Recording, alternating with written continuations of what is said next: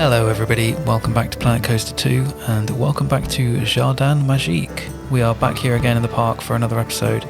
Today I thought I would basically just hop in and give you kind of a small update on how things are going in the park, and I also just wanted to talk a little bit about the new Sorcery Pack DLC while it's still kind of relatively fresh. So yeah, it's going to be a little bit different. I don't have anything fully complete to show you, but yeah, just like a little short update. Maybe we could kind of consider this the part 1 episode to this little area that I've started working on, and I'll be back soonish with a kind of part 2 update where I will have done hopefully some more work. Anyway, yeah, as you can see, starting here from the viewpoint at the end of the main street, we've now got this spectacular view across the lake of a kind of weeny castle with a little bit of a dock area and some extremely work in progress teacups, which we'll come back to later. I hopefully will have given some better context to this in the intro cinematics, but yeah, as you can see, as you're kind of coming down the main street now, you've got this kind of fantastic view opening itself up. We've got the kind of castle waterside fortress over the far side there with this new coaster, and then looking down the pathway to the right, we've got this cool kind of sightline through to what will eventually be the Rapids Ride station. I've also had a little stab here at a kind of park map stand thingy, a little covered park map thing. Obviously at the moment just using this placeholder map from a very old Planet Coaster 1 project. I thought that was cute. Not exactly sure about this placement, to be honest, but I just wanted to make this because I knew it was something that I would want to have in this kind of area at some point. Already using here the fact that we can now rotate grid pieces to use these little kind of single tile ridge cap pieces, because you can now rotate these. I'm using them to kind of create this nice kind of curved roof line here across the top. And I suppose coming off the back of that, this is the first little building that I made using the new kind of pieces. Obviously they're not all pieces from the update, but a lot of them are. Obviously as soon as I saw these little frog statues, I was thinking, well, those are just going to be absolutely perfect for Jardin Magique. And yeah, I just started building this building without any particular purpose in mind, which is not something that you should generally do. But I think it works nicely as maybe like a nice little kind of maintenance building. Kind of has the outward appearance of being a sort of a themed building, but inside it would just be, you know, maybe a little staff room and a broom closet or whatever. And then as we expand this area off here, there'll probably be more, you know, maybe a restaurant or something. I don't know exactly what's going to go in this space here. We will come back to that. But yeah, my review of the DLC in terms of the scenery pieces is that they are great. A lot of them are maybe on the large side. Obviously we do have the scaling tool which can kind of offset that, although there is a kind of slightly concerning trend where so many of the pieces are so large in their default size that you have to put them to the kind of minimum scaling value to make them usable, and then you've kind of got no wriggle room to enjoy the scaling tool, by which I mean, you know, part of the joy of the scaling tool is like, oh, I can make this piece really small and use it for something cool, but when you're having to use the scaling tool to make the object just like usable in its default state, it's a little bit frustrating. My favourite kind of example of that with the new scenery pack is this door, which is for some reason just absolutely huge. I don't know if this is a mistake or what they're imagining this door being used for, but as you can see next to a guest, it is absolutely massive. But other than that, in terms of the pieces in the new kit, like the quality of the textures and stuff is excellent. This new brick set in particular, I love it. It's got this really nice kind of artificial depth to it using bump maps and stuff. Yeah, really nice, really high quality. I love all these like new windows and doors and roof pieces, the lights, just everything really. It's a great pack. My verdict on the scenery side of things is that it is excellent. Obviously it plays so well into this particular project, so I'm going to rate it quite highly because of that, and I'm really excited to see what other people come up with using it. Something fun here is this little kind of I'm using this kind of hooded figure statue as an interesting kind of pillar shape. I thought that was fun. These kind of look slightly I don't know, these kind of look a little bit sus.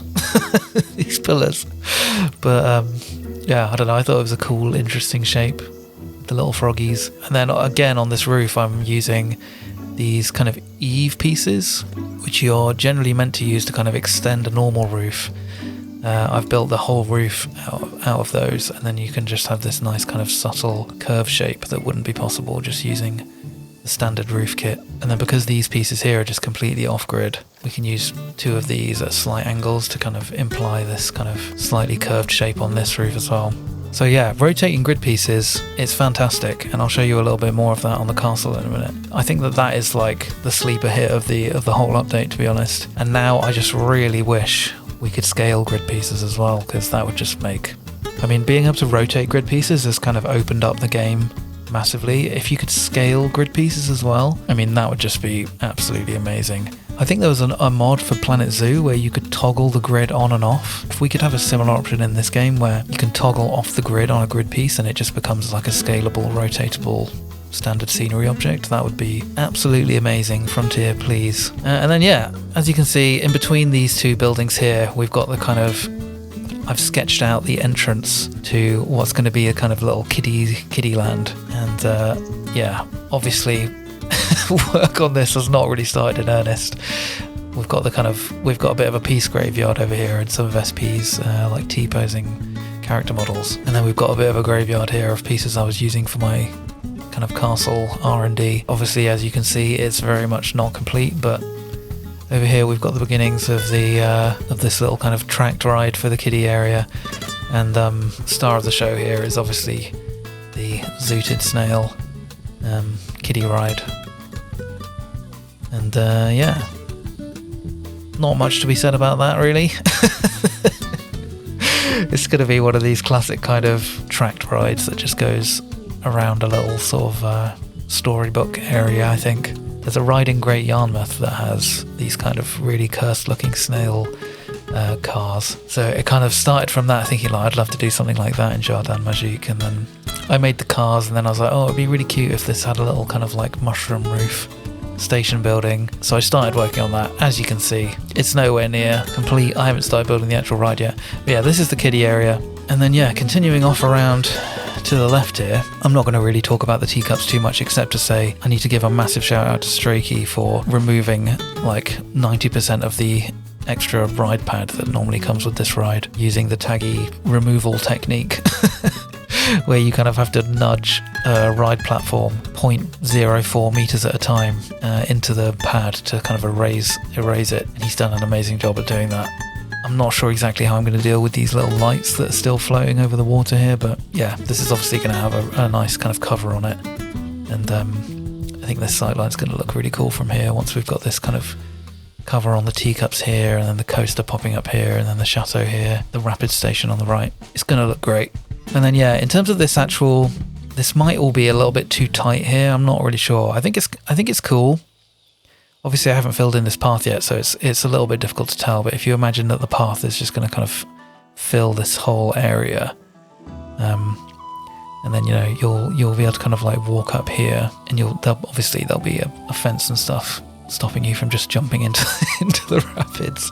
But yeah, I just wanted to have this kind of area here where there were a bunch of rides like really close to each other and interacting with each other, especially the rapids. And this coaster here.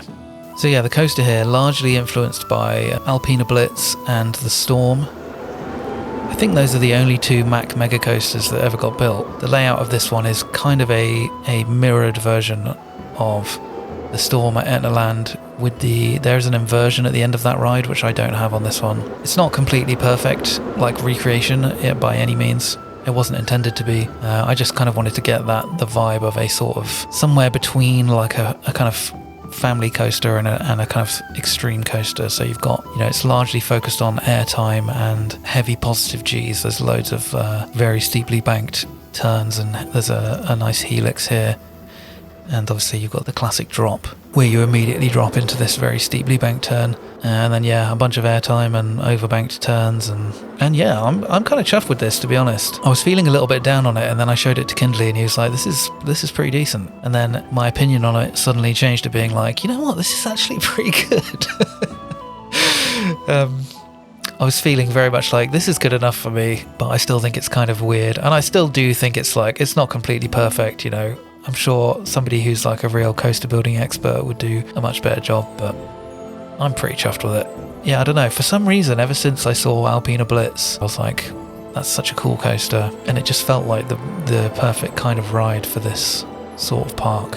So yeah, I thought it would be a nice complement to this kind of seaside fortress that I've built. The sort of general idea with this area was that I wanted to do I was thinking I wanted to sort of do something pirate-ish without it actually being a pirate theme. So I thought this kind of like fortress, it's a little bit inspired by Tokyo Disney Sea, where they've got this really cool like sea fort which has got a kind of dock area around it. And then I wanted to take this kind of Disney weenie idea of taking some kind of real life inspiration from real castles and kind of weenie-ifying them and sort of mashing together a bunch of different inspirations. So this end of the castle here is kind of very inspired by some French and Swiss chateaus. And then as we come along to this end, it kind of becomes a little bit more Mediterranean with these kind of terracotta domes, and it's kind of a little bit of a mishmash hodgepodge, which I think is kind of fun for a fantasy castle like this, where it's like, obviously in Jardin Magique there's a little bit of a kind of magical element to everything. It's not meant to be kind of, you know, realistic in any way, shape or form.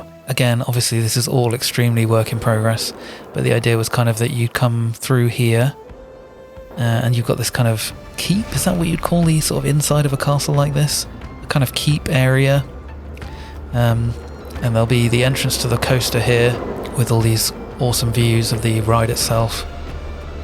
And then the queue will kind of come back and forth here a little bit, and then in underneath the ride and up on the far side of the station. And then the exit will kind of come down here and out this way. And then we'll probably have a little bit of a gift shop or something on the corner here. And then there'll be another kind of portal here out of the keep into this next land over here, whatever this ends up being. But yeah, that's basically the vibes. In terms of scenery pieces in here, I do want to point out again, I'm using the new grid rotation. This is, I think the default of this piece is actually for it to be this way up. It's kind of a, what do they call it?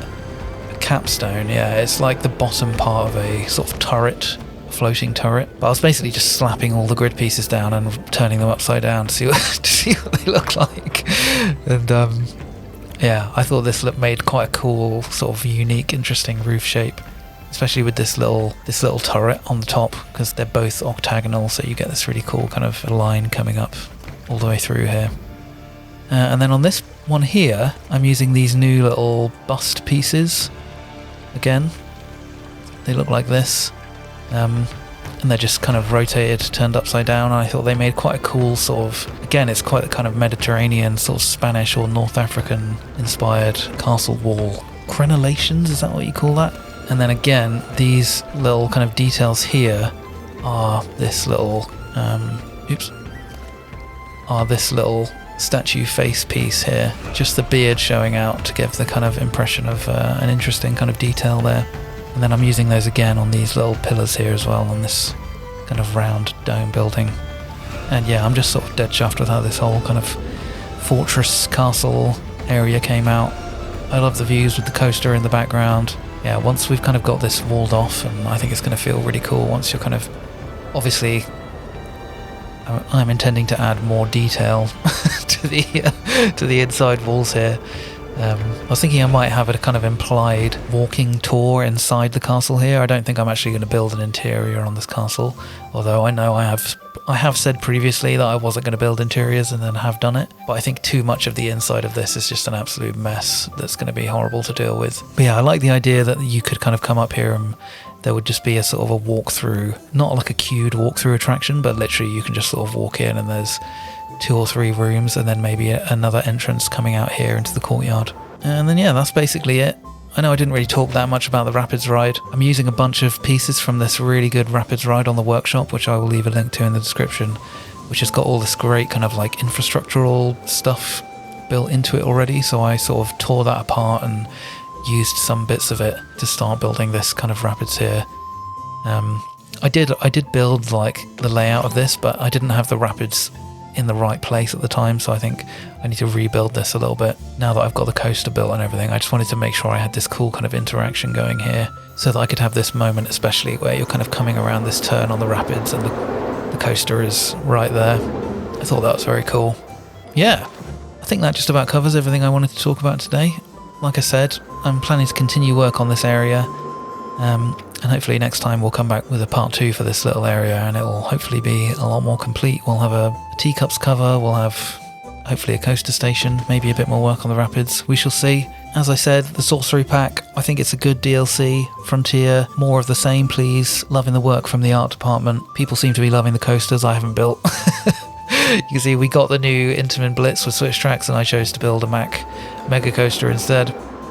But yeah, from what I'm seeing of people doing some really cool stuff with especially with the Blitz. Yeah, lovely stuff. Thanks so much for watching as always, and I will catch you next time. Bye!